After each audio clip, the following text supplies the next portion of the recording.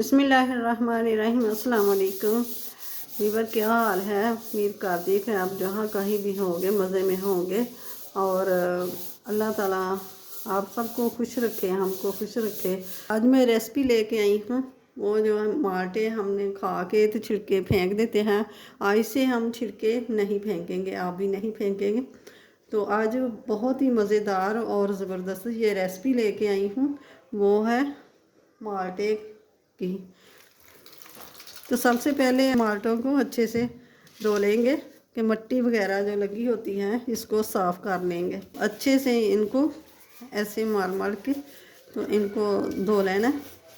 अच्छे से इनको धो लिया है तो अब ये कपड़ा लेके इससे पानी जो है इसको खुश्क कर देंगे।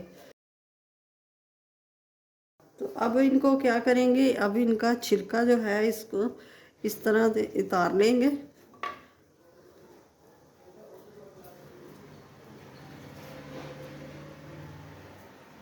अब इनके छिलके को बिल्कुल भी ज़ाया नहीं करेंगे और ये बहुत ही काम आने वाली चीज़ है। तो अब इसको ऐसे करके छील लेना है।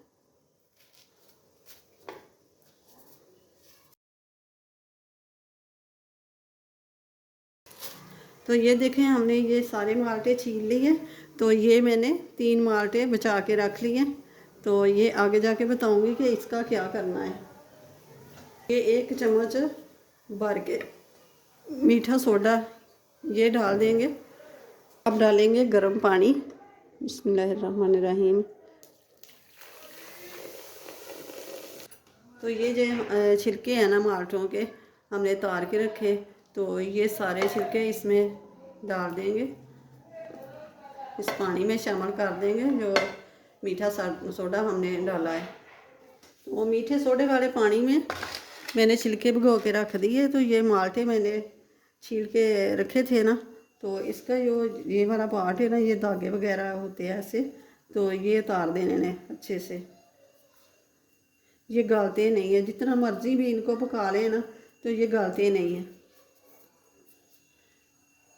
तो ये मैं सबके उतार के रख लिए थे और ये 2 रह गए थे उतारने वाले।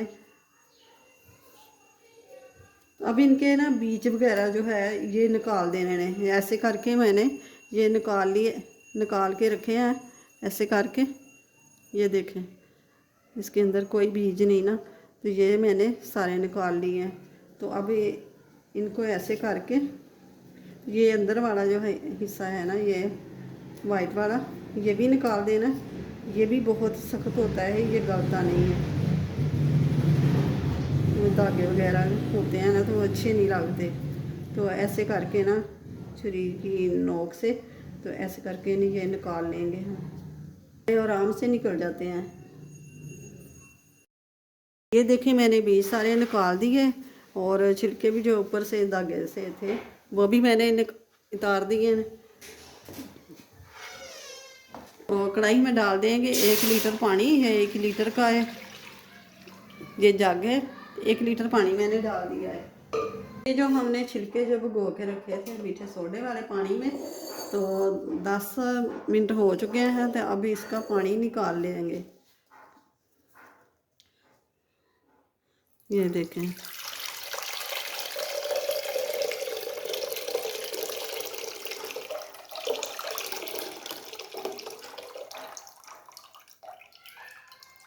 तो अब इनको अच्छे से 2-3 पानी लेंगे, कोई इसमें जो मीठा सोडा रह गया वो निकल जाए। तो ये पानी इसको भी ज़ाया नहीं करना, ये भी हम आगे जाके बताऊंगी मैं ये इसका क्या करना है। तो ये मैंने 2-3 पानी अच्छे से वॉश कर लिया है कि मीठे सोडे वाले पानी अच्छे से निकल जाए। तो इसका असर अभी विटामिन सी वो निकला नहीं, कुछ भी नहीं है। जब मीठे सोडे वाले पानी में डाला था तो इसकी ये करवाहट होती है ना, ये निकल जाएगी। तो इसमें ये छिलके डाल देंगे। बिस्मिल्लाहिर्रहमानिर्रहीम। तो अब गैस को मैंने ऑन कर दिया। ये पानी अच्छे से जब गर्म हो जाएगा, अच्छे से एक उबाला आ जाएगा, तो इसके बाद उबाल आने के बाद 10 मिनट इसको पका लेना है। अब ये पानी को उबाला आना शुरू हो गया, तो अब इसको ढक देंगे, ढक कर और 10 मिनट इसको पका लेंगे। तो अब उनका क्या करना है, अब उनका करना है ये कि इनको इस तरह काट लेना है।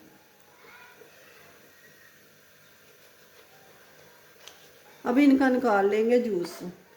तो जूस, ये मेरी डब्बी तो छोटी है, तो अब इसको साइड पे कर देंगे। इसका ले लेंगे ये ढक्कन, जिससे ये जूस निकालेंगे। तो अब इस तरह करके, ऐसे करके जूस निकाल लेंगे।